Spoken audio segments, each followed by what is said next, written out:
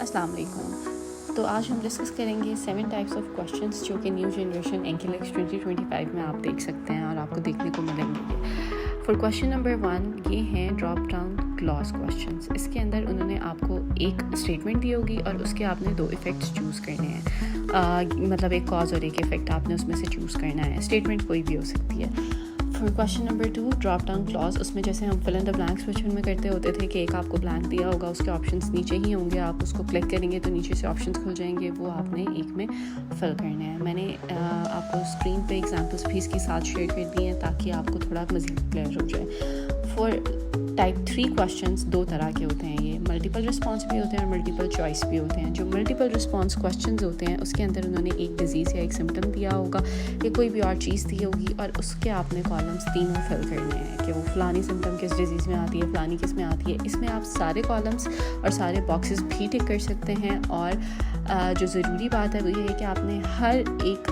Column में से एक बॉक्स ज़रूर टिक करना है। और जो दूसरे हैं, दूसरी टाइप है इसकी, वो ट्रू एंड फॉल्स की तरह है, या तो होगा या नहीं होगा।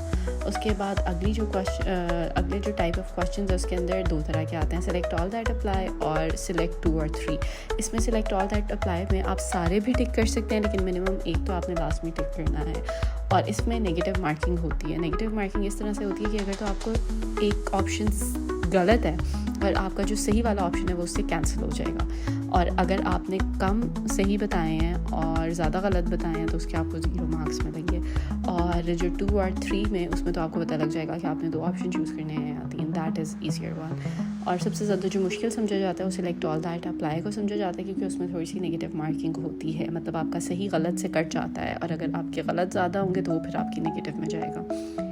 इसमें मल्टीपल रिस्पॉन्स टाइप क्वेश्चंस में आपको एक सिम्टम या एक डिजीज़ या कोई भी इस तरह की चीज़ as per the case scenario मिल जाएगी और उसमें आपने फिर टिक करने होंगे इंटरवेंशन, जिसमें आप सब भी टिक कर सकते हैं और कोई एक भी टिक कर सकते हैं और 2 और 3 भी टिक कर सकते हैं। ऑर्डर रिस्पॉन्स जैसे हम बचपन में असेंडिंग और डिसेंडिंग ऑर्डर्स करते होते थे उसी तरह का है कि आपने जो सबसे पहले काम आपने करना है फॉर अ पर्टिकुलर केस, आपने जो सबसे इंपॉर्टेंट काम है उसको पहले रखेंगे, फिर दूसरा, फिर तीसरा, फिर लास्ट वाला जो लीस्ट इंपॉर्टेंट है उसको रखेंगे। और जो लास्ट टाइप ऑफ क्वेश्चन हैं वो हैं बोट आई और trend questions.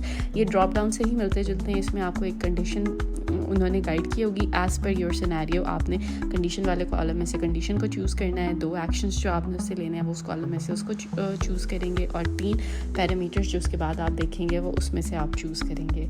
So this is it for today. Thank you so much for listening.